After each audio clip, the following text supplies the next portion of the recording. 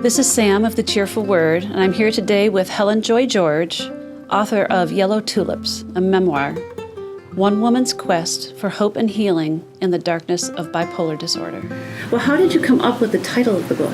But really what I wanted to convey was just this string that is throughout my book of like reaching for hope and reaching for beauty. And you know, yellow tulips, they come up every spring, kind of first thing after the winter.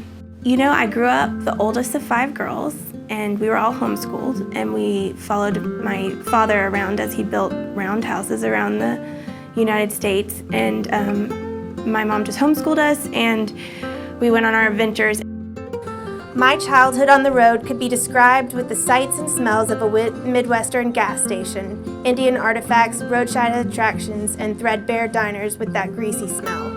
Also balanced with, we would come home in between the trips to Charleston, South Carolina, which was a stark contrast of our adventurous road tripping life, to where it was like everyone had to be perfect and look perfect, and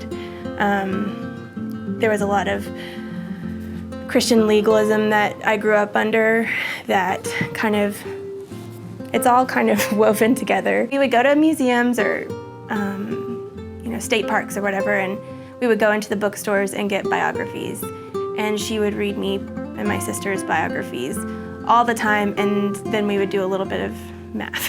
That was our curriculum. So we learned, and we wrote every single day. It's a very interesting childhood that's not consistent at all, but it's made me who I am today.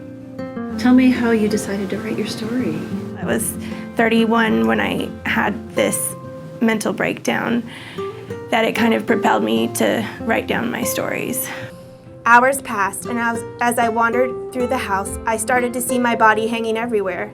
In my bedroom, in the hallway, all the way down our stairway to the foyer. Clones, an army of the dead.